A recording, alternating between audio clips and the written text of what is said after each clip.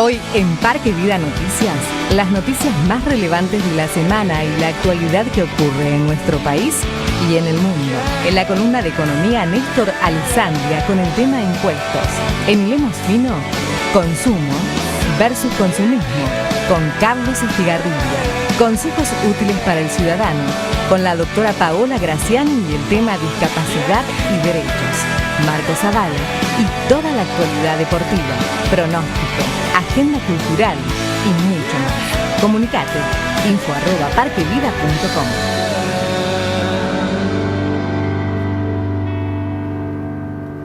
Bienvenidos a Parque Vida Noticias. Juntos repasaremos las noticias más importantes de esta semana, junto con Marquitos. ¿Cómo va, Marquitos Zavala? Compañero, como siempre. ¿Todo bien? Bien. Un gusto, ¿eh? Esperando este momento. Esperándolo.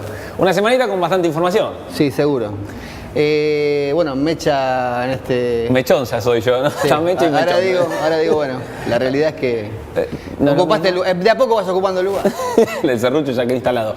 Vamos a la vía de comunicación que tenemos con la gente para que se puedan contactar con nosotros. La estamos viendo en Facebook, Parque Vida, Twitter, también lo pueden hacer. Instagram también tienen, o a través, principalmente, pueden ver este programa por el portal de YouTube, PQV Portal, es importante que pongan eso, y en la página central www.parquevida.com y obviamente en info@parquevida.com nos pueden mandar un mail, comunicarse, darnos datos, información. Sabes que eso justamente es importante, porque este es un programa para la gente y la realidad es que nos interesa conocer la opinión o la necesidad para poder inclusive desarrollar algún bloque en función de ello. Bueno, esta semana se conmemoró el Día Internacional de Personas con Discapacidad, un tema muy importante que en este programa vamos a abordar y como consecuencia de ello tenemos un informe para compartir contigo.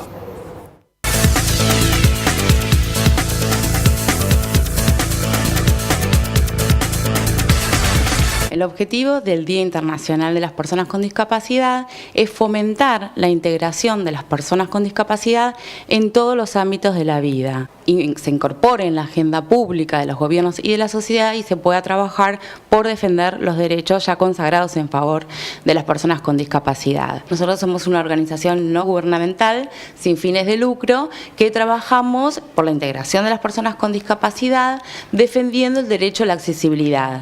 Nuestro objetivo es lograr ciudades inclusivas, libres de barreras físicas o arquitectónicas, porque son derechos fundamentales. Difícilmente, si no hay accesibilidad, no podemos hablar de una verdadera inclusión de una persona, en este caso con discapacidad motriz. Yo estoy así en silla de ruedas, me manejo con bastones porque nací de 6 meses y medio y a raíz de eso tuve una secuela de parálisis cerebral que me provocó esta discapacidad y aprendí de chica a manejarme con una discapacidad.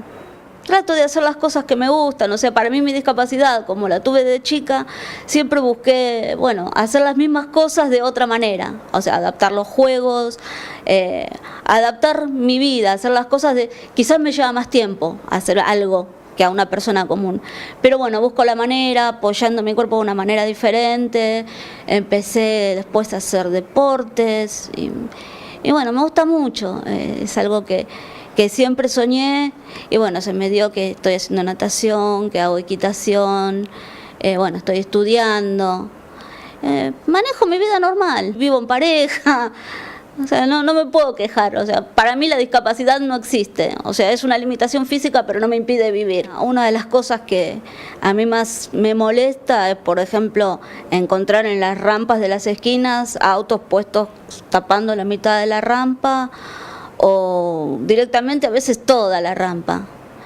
o de repente también cuando tengo que tomar un colectivo están los autos a 1 metro de la parada, no permiten que el colectivo se acerque como debe, y otras veces los colectivos salen con las rampas en mal estado, no funcionan. Hay algunos lugares en los que todavía tengo escalones para subir, en ciertos lugares los ascensores son chicos, son incómodos para entrar con una silla de ruedas. A mí me ha pasado que me dicen, ay, te quiero ayudar, pero no sé cómo. Los ves que dudan al preguntarte porque tienen miedo también de una mala respuesta. Siento que es porque la gente no conoce no sabe y tiene miedo. Vemos falta de accesibilidad en muchos lugares, desde el transporte público, desde las escuelas. Es un tema único, o sea, exclusivo del Estado, poder garantizar y proteger y defender los derechos que están constituidos a favor de las personas con discapacidad. Es una responsabilidad indelegable. Pero nosotros como sociedad también tenemos un poder muy importante, que es monitorear el cumplimiento de estas normas y poder reclamar, exigir, denunciar cuando vemos que se están vulnerando o avasallando los derechos de una persona con discapacidad. Creo que este también es el otro cambio social que tenemos que hacer todos y poder estar atentos y poder denunciar y reclamar estos derechos. Tantas cosas para compartir, ¿no? Digo, se me ocurre pensar en lo que decía esta chica. Para mí la discapacidad no existe. No, la discapacidad es el resto de las personas que le pone barrera a esas personas. O sea, hay que ayudar, colaborar. Por otro lado, Marquitos, gente empática de esta asociación, ¿no? Que está trabajando en función del beneficio de otro. Como siempre decimos, hay mucha gente solidaria, sí, que trabaja en función del beneficio del otro. Por otro lado, la gente, los gobiernos, generando accesibilidad, la gente tomando cultura de esto, digo, con un auto tapar una rampa. Decir, ¿no? El ejemplo loco, que es, ¿no? Tremendo. Es loco. Es duro, es crudo, pero bueno, está bueno que exista gente, una gran masa de gente, ¿no? Que colabore, ayude, aporte aunque sea un granito mínimo de arena.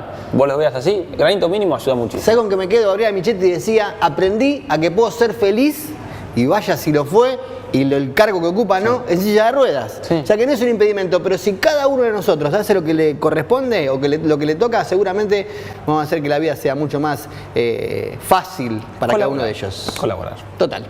Bueno, quédate con nosotros porque se viene la columna de economía de la mano de Néstor Alessandria.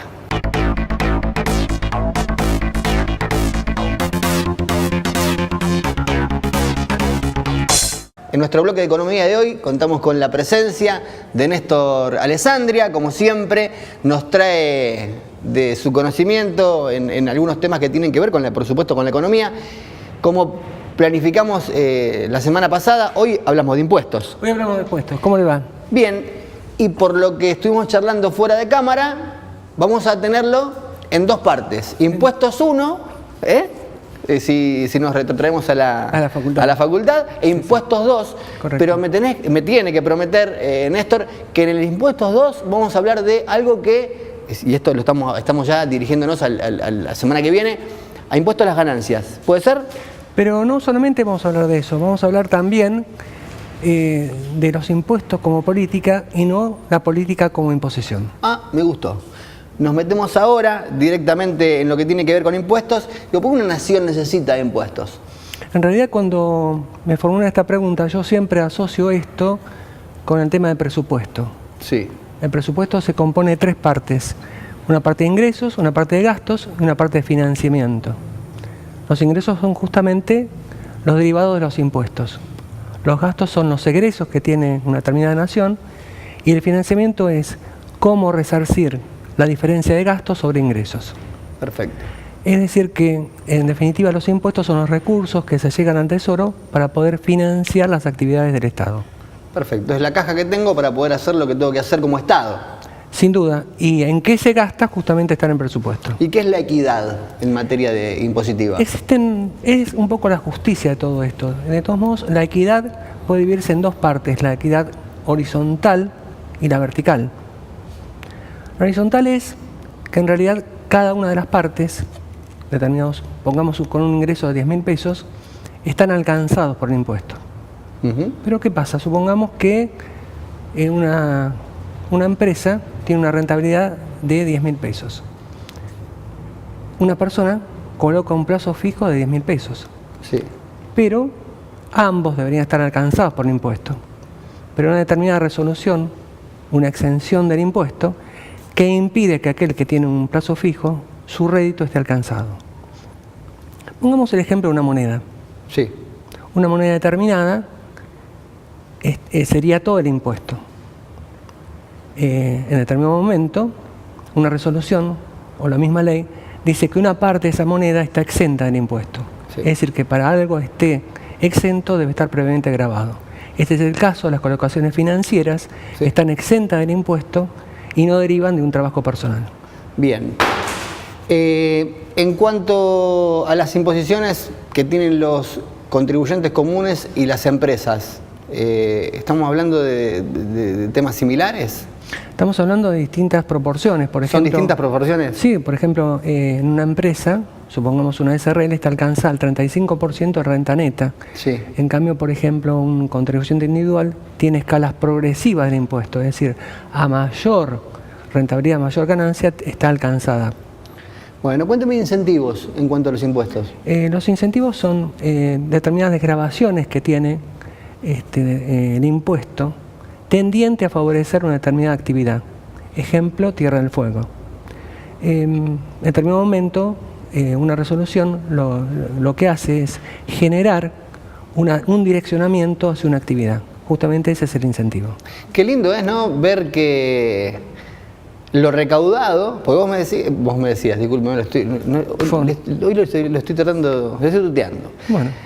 Néstor, usted me decía de que la recaudación debe redundar en obras, en situaciones concretas que un Estado tiene que poner, plasmar para el beneficio de la gente. Qué bueno es que esto se vea realmente, que realmente lo recaudado se pueda ver en obras por parte del Estado. Esto a veces no se da. El direccionamiento va a estar justamente en el presupuesto. El presupuesto hay una serie de partidas clasificatorias donde indica dónde van los ingresos. ¿Qué es lo que aprueban año tras año, no es cierto? Seguro. Y generalmente, insisto, este presupuesto y luego, por supuesto, los ingresos recaudados en función del presupuesto, ¿redundan en beneficios, redundan en trabajo tangible para que la gente pueda disfrutar? Digo, otrora en tiempos remotos había imperios que recaudaban mucho, pero uno veía que había carreteras, había cloacas, había un montón de cosas. Hoy por hoy es como que la gente no lo percibe de esa manera. ¿Puede ser? Depende de la orientación que tenga la autoridad. Si sus ingresos están orientados a una obra pública, sí, es más factible de observar que algún otro tipo de actividad. Está claro, está claro. La obra pública es la que se ve, a lo mejor hay otro tipo de erogaciones. ¿Seguro? En otro tipo de cosas que no son tan tangibles. Bueno, como siempre, muy bueno por aclararnos este tipo de temas que para nosotros, para el común denominador de las personas, nos queda lejos a veces. Seguro. Y bueno, como me prometió Néstor, la semana que viene hablamos de impuestos a las ganancias, entre otras cosas. Seguro, además la incidencia económica de los impuestos, cómo percute en una determinada actividad. Perfecto, muchas gracias. Interesantísimo, por supuesto, como siempre, el informe económico de Néstor Alessandria. Quédate con nosotros porque tenemos muchísimo más Parque Vida Noticias.